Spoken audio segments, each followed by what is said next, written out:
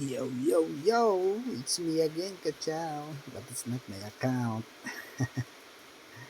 So, this is my friend's account from server 1500. So, he's asking me to help them for their season 1 event. So, and also, I apologize guys, but he asked me to speak in Tagalog. So, I'll be speaking in Tagalog for this video for now. So let's start with the profession skill. So para dito guys, actually dito iba, uh, there are two types of profession skill for us. Ito mga nasa kanan, ito mga tawag dito. Tawag namin din season skill lang yan. Season profession skill. Ito lang yung regular na profession skill sa amin. Ito nasa left. So, unfortunately, binago nila to. Hindi ganito yung ano namin profession skill ng season 1. So, pakita ko yung sa main account ko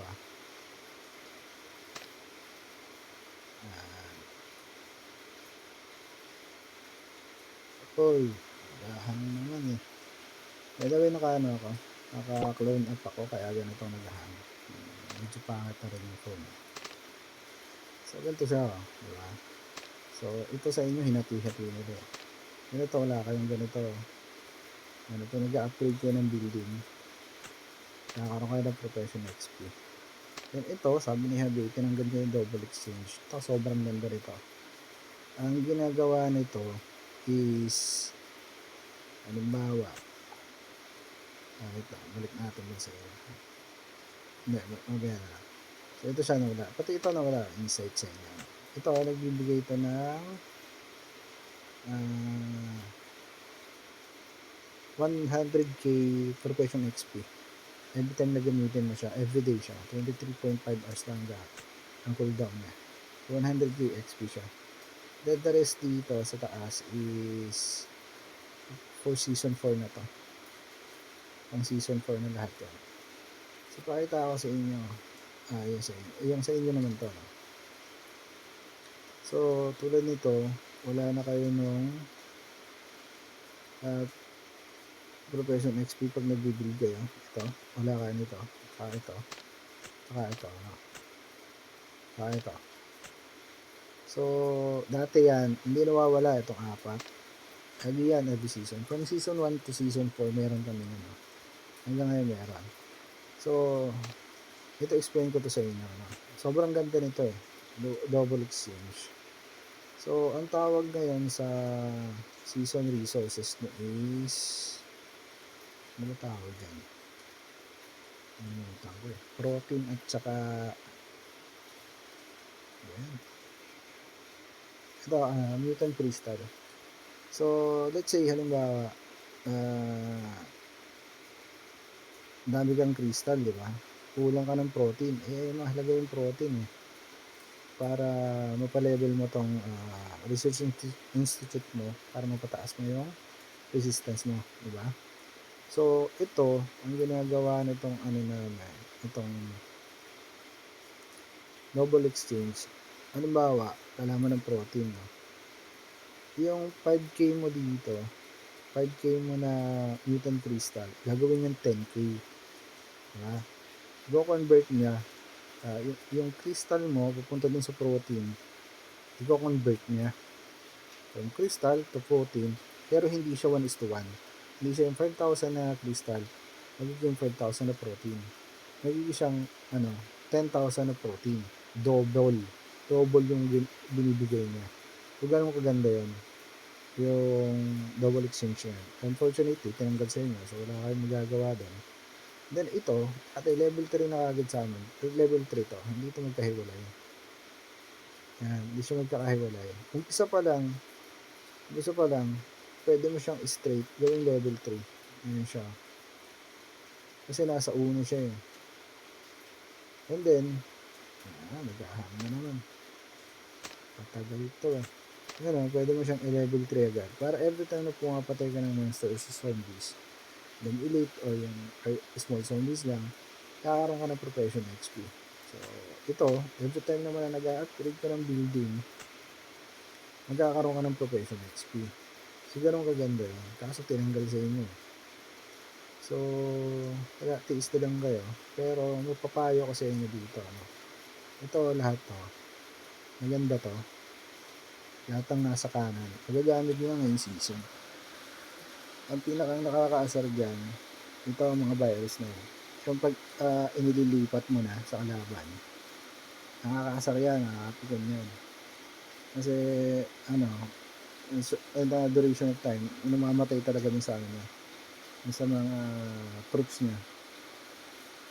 Malakas makaubos din ng troops yan. Pero, ang pag-uusapan natin dito is yung kung alin yung dapat mong i-priority. Na i-level mo na. Ang sasuggest ko sa inyo, unahin yung magbibigay sa inyo ng profession XP. Yan, i-prioritize yan. Kung level 5 yung max, i-max nyo kaagad. Tulad nito, level 25 ito. I-max nyo kaagad to. To. 5 levels yata to. Hindi, 3 lang. I-max nyo kaagad to. Kasi nag-i-start pa lang kayo eh. Ang purpose nito is every time na nag-hit ka sa city, magkakaroon ka ng additional profession XP. 20, 40%, and then 60% sa max level. So, nag-umpisa pa lang kayo eh. So, halimbawa, so ito naman si Habi kasi nandito sa RMB eh. Dito sa blue. Yung iba yung tropa, nandito sa Jollibee. Sa color yellow. So, halimbawa, babanat na kayo. Alam mo, Saturday eh. Babanat kayo bukas ng city. Diba?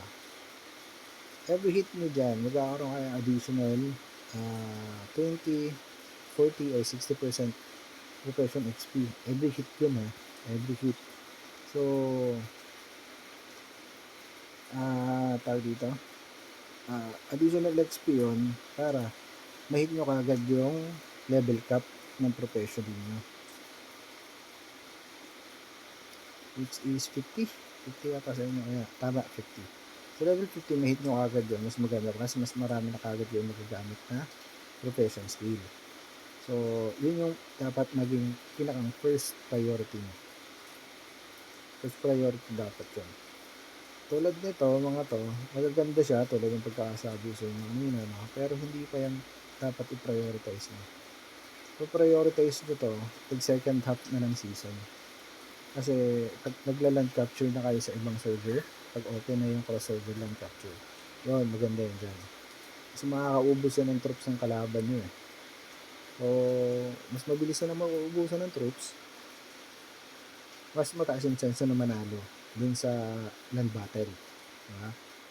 Then, dito naman sa regular profession skill, ang mga bet ko talaga dito, ito muna. Ito, napakaganda rin yan. Kasi, wait lang. Itong rapid production, bibigyan kanya ng resources. Nakadepende yan sa level ng resources buildings mo. Diba? Bibigyan ka niya ng max kagad. Ayan. So, halimbawa, ayan siya. Use this item to immediately gain 24 hours of output from in-base, food, iron, and coin building cooldown for 23.5 hours. So, halimbawa, ito. Output per hour max production is 10 hours. So, mamamax production niya. Basta ito yung 1 point. Ito na lang. Gawin nyo na lang para makompute niya. Ito yung coin output niya per hour. 12,240 times 24. Kasi 24 hours yung ibibigay niya sa iyo. For 1 day talaga. So, ganun ko siya kaganda. And then, take note dito. No? Alam niyo to, Secretary of Interior. Nag-i-stack siya dito. So, ibig sabihin, di ba ito, papalakihin mo yung output ng resources building mo. Ngayon, pag meron ka nun, halimbawa, 100%, pero iba yung math nito iba yung computation nito guys. Mahirap i-compute yan. Halimbawa, plus 100%, so ito, 12,240, so times 100%, so times 2, is magiging 24,480. Yun yung makukuha mo, times 24 hours, yun yung makukuha mo kapag ginamit mo itong rapid production. So, napakaganda niyan. For resources, especially kung free-to-play ka, which is, ngayon, sa stage nyo, hindi pa kayo masyadong nag-struggle, I'm sure. Pero later on, mag-struggle na kayo dyan. Especially pag dumating mo yung HQ35. Mumulubi talaga kayo sa resources doon. So, ito naman, goods lagi ito para lumaki yung currency nyo para pambili din sa Alliance shop. And then, ito is extra stamina to. So, makikita nyo, dito, 75 lang to.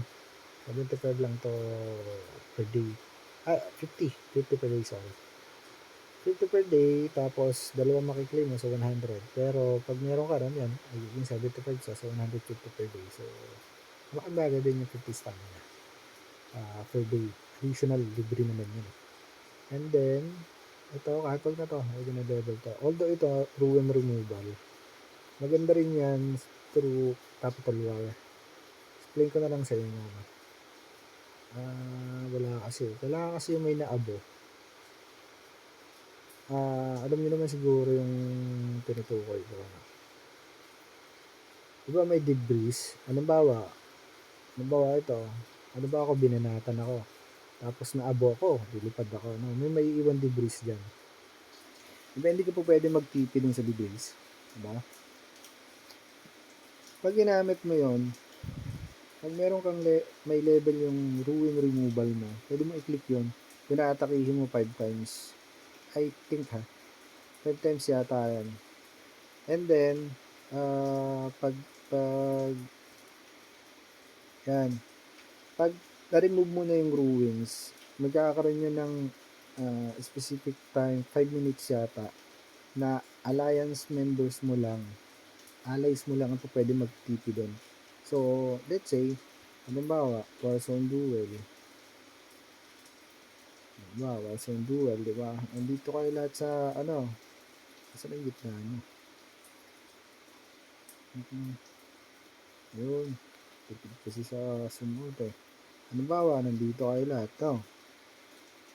Tapering mo kayo heavy. Halimbawa, nandito kayo. Pinakamalakas, makukuha to. Ang lapit din sa mismong Royal Palace.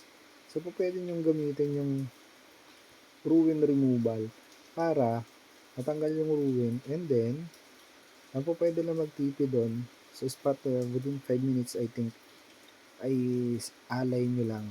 So, hindi siya masisingitan ng kalaban. Diba? So, maganda siya for specific wars. Tingnan natin kung wala, nakalagay kung ilang minutes And then, ito, simple lang din to. Minus speed ups. Parang builder lang to. Yung builder's hat. Automatically, tatanggalan ng oras yung binibuild mo. Diba? Discount. Then, same concept lang yun dito. So, research free. Then, ito, build now, it is, ang max nito is 600 hours yata. 10 hours. 10 hours ka. So, wait lang. Uli. So, 600 hours on level 5 na. So, every time na gamitin mo yun, lahat ng, by the way, ito lahat to. Let's say ganito, sample. Ito, nag-build to ongoing, plus ito, ongoing din yan. Naglalag lang. So, yung 10 hours hindi hahatiin sa kanila in total, no? Yung 10 hours, tig to 10 hours sila. Tig to 10 hours yan. So, mamamainasan yan. And then, para na naman sa research, Ito, yung para sa research now. 1,200 minutes yan. So, equivalent nun is 20 hours. So, hindi ulit yan. 20 hours in total nitong tatlong tech. Tig to 20 hours yan. So, tig to 20 hours siya. So, ganun siya kaganda. Pero, ang cooldown nito is 2 days. 2 days each yan. Ayan o. 47.5 hours. Ayan. And then, naman, dapat pala doon ko na lang in-explain sa main ko. Okay, and then, ito, Siege is maganda to for pag mag-hit ka na ng, actually, nagagamit na lang namin to sa Warzone Duel, Faction War. Saan pa ba? Kasi may range lang to 100 tiles. Ayan siya, ulit lang yon. And then, saan pa ba? Ayun, pag nag-hit ka ng world boss, let's say, halimbawa,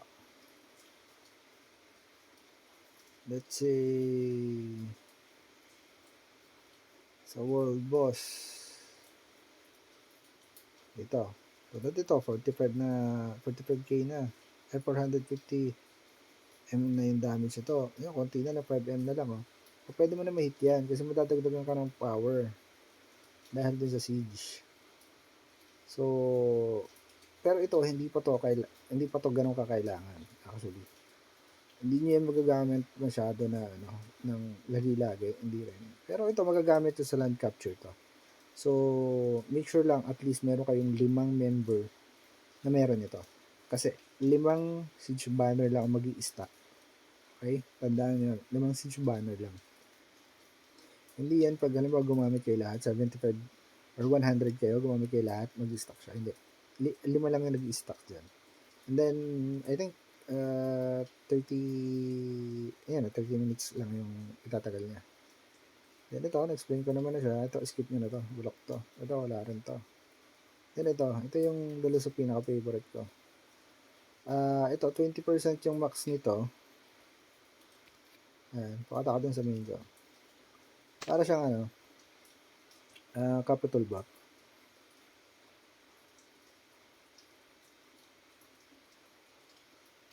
Uy, patagal kasi. Ayan, 20 minutes, 20% siya. Nasaan na yan? Ito, 20% ang madadagdag niya or mababawas na dun sa ano mo. Para siyang Secretary of Development na madadagdag, mas bibilis ka ng 60%. Although, yung sa amin 60% kasi nasa Warzone Duel kami ngayon. Then nanalo kami last week. So, normal yan is 50 lang naman. So, it's, if ever, 50 and then plus yung 20. So magiging 70 na, So, malaking bagay din siya. Then actually, ito, sa Season 4, matagal pa to Season 4, nagkaroon ng part 2 yan. Ayan plus another 25%. So, magiging 45% na siya. So, ito na yung gagamitin yung buff. Wala na yung isa. Ayan may siya, hit 2. Ayan ito, hindi na namin nagagamit to. Although, ang requirement nun is ito. Dapat level 2 ito. Dapat max. So, malaking bagay siya. Ito, maganda to Pero hindi nyo pa kailangan yun. Kasi hindi pa ganun kamamahal yung mga buildings at research ninyo. So, ito, explain ko na rin kung bakit hindi. So, ay wala nga pala akong building na let's say ito na lang. Kung mga level 23 lang yung buildings ninyo. Ang liit nyo, no? Tapos 5% lang. 5% lang yung malilis nyo. Sa tech naman, I'm sure hindi pa naman kayo umabot dito sa 92% ng hero. Ito, dito nyo magagamit yan. Kasi grabe sa gold to. Ayan, especially itong last. Nasa 700 M gold yata ito Ayan tingnan nyo siya. Level 3 pa lang Ito, sa level 4. Ayan, 626. So, 6% nun yung malilis mo. Malaking bagay din. Unlike yung dito, mga level 23 lang something ng mga ganyan. Hindi ba kailangan yun dyan? Kasi 19.5 lang yan Tapos 5% pa yan. Yung malilis. Hindi na. sayang yung skill points kasi kung gagamitin nyo kaagad dito yung skill points mo. So, wag na muna. Nandun suggest wag na muna. Then ito, medical aid, parang ano siya, capital bot din, which is Secretary of Strategy. Patataasin yung hospital capacity mo. Like, wag na ako. Mapindot ko. Like, kung 10K yung capacity mo, dadagdagan nyo, so tataas siya. So, at least hindi ka agad mapupuno yung hospital mo sa aling nasa, magagamit yan every day. Like, ano siya, like, tawag dito, day 6 ng DS, enemy buster, tsaka kapag nagsi-city capture kayo, pag mapapalabang kayo, ano ba pag magkukumpit sa inyo. So, magagamit ko to para at least hindi agad mapuno yung hospital mo. And ito, Shield is basically nagagamit mo lang to kapag war day, D6 or enemy buster. Halimbawa, may alay ka na Saturday na, 10 a.m. So, reset na. So, darating na mga kalaban. Tapos, offline, walang shield. Pwede mong bigyan na pa para magkaroon siya ng shield para sa ilang oras. Alam ko max ito is 4 hours eh. Para at least hindi siya mabanatan, magkaroon pa siya ng extra time para makapag-online siya. Kasi malay niyo, busy lang, tinanghali, lasing kagabi. So, para lang makapag-online siya at makapag-shield pa siya, para hindi maubos yung troops niya. So, ganun siya. Then, ito, isa to sa pinaka-favorite ko. So, bakit no? So, 24 hours, 23.5 hours ang, ano niya, cooldown niya, and then, ang binibigay niya is ito. Tatapa. Yan, ang binibigay niya. So, sobrang halaga ng drone components at the later stage. Sobrang hirap pa-levelin yun. Kahit ako sa inyo. Yan, no? So, yung level 1 is 1%. Ilang percent ang kailangan ko para, yung level 1 is 1 point. Ilang level 1 ang kailangan ko para mapuno ang 13,122. Sobrang importante ng drone components. Kaya isa ito sa favorite ko talaga. Ito naman, hindi nang pansinin yan kasi wala rin naman talos tulong. Babawasan lang yan yung troops ng kalaban pag nasunog ka niya. Ay pag may napatay ko sa'yo. Then ito, I think dito na yung limit nyo. Ito, wag na wag nyung lalagyan to. Scam to. Bibigyan ka na ng survivors mo. Pero random yan, tatandaan mo. Pwedeng ano lang yan. Pwedeng yung normal lang. O pwedeng green. O pwedeng blue. O pwedeng purple. O pwedeng UR. Pero sobrang baba ng chance para makakuha ka ng UR dyan. Dito, matagal-tagal ko rin ginamit to. Pero hindi ako nakakakuha ng isang UR. Mag-ano na lang kayo, recruit ticket ng survivor. Wala kayo mga sa dito. Sayang lang profession skill nyo dyan. Then dito naman, sa landmine, okay din to. Pero, hindi ko ginagamit yan eh. Kasi, malis durability lang yan eh. Sa 2.5 ang maximum durability na mababawas nito. Ang ibig sabihin nito, halimbawa, dito, nilagyan ko ng mine dito. No? Tapos, may sumugod siya, nagtipid dito sa tabi ko. Nasabog yung mine. Tapos, diba, ang durability ng base natin is 10,000. Mabubuwasan ka agad mo sa kanya ng 2.5. So, 8 hits ko na lang, lipad na siya. So, ganun siya, And then, pag bumalik ulit siya dito, ay sumabog na yung landmine. Wala na. Wala na siyang wala na, nagamit ko na siya eh. So, ganun siya. Kaya, hindi ko siya Hindi ko siya bet. Okay? So, kung gusto niyong kopyahin yung ano ko, okay lang naman siya. Pero, mas marami na kasi akong profession skill kaysa sa inyo. 118 sa ano. Kasi apat na season na ako eh. Ang mapapayo ko na lang sa inyo,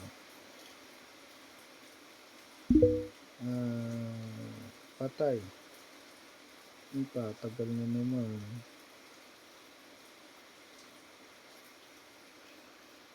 Ayun na nga, nag-loading pa. Basta ako mapapayo ko na lang sa inyo. Lahat ng nasa kanan, hanggat maaari, lagyan nyo. Kasi, at the end of the, sasabihin nyo, ito kasi pang season lang to eh. Pang season lang to mga to. Hindi nyo yun magagamit sa ano. Hindi nyo yun magagamit after matapos ng season. Pero, pag nilagyan nyo tong mga to, automatic magre-reset yan guys. Automatic magre-reset yung mga yan. Halimbawa, minax nyo lahat yan. Yan. Hanggang dito sa dulo, kunuha nyo rin to. Virus control. So, pag minax nyo yan lahat, after ng season, ganito mangyayari dyan. Ayan o. Hindi ako nag-reset guys ha. Ayan. Lahat ng points mo dyan is babalik sa'yo. Pupunta yan dito sa taas. Ayan. I-reset nyo yan lahat. Mapupunta yan dito lahat sa taas. Halimbawa, kung ilang points yan, halimbawa, sabihin na natin na 30 points yung ginamit ko dito. After ng matapos ng season 4, pumunta yan dito. Naging 40 over 1 OH siya. So, ganun siya. So, huwag niyong panghinayangan. Lagyan nyo lang kasi ito talaga, magagamit ko talaga itong season preparation skills during the season.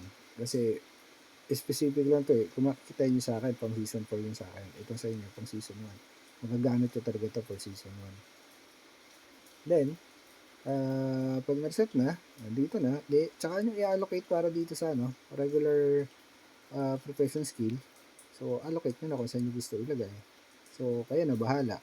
So, yun yung mapapayo ko sa inyo para sa profession skill. Basta hanggat maaari, anahin nyo to. Yung mga ganyan. Yung magbibigay sa inyo ng profession XP. Para mas tumaas kagad yung profession ninyo, then mas dumami kagad yung points ninyo, then mas marami kayong skill na magamit, then mas madali sa inyo yung season 1. And then, actually mahirap yung ano ha, advice na, mahirap dyan. Hindi lahat hindi lahat nakaka-hit ng level 50. Especially kung free to play ka. Kailangan dyan, active ka talaga. And then, tama yung professional skills mo na in-level. So, yun muna sa ngayon. Then, gawan ko kayo next para dun sa land grabbing or yung tips para dun sa land grabbing.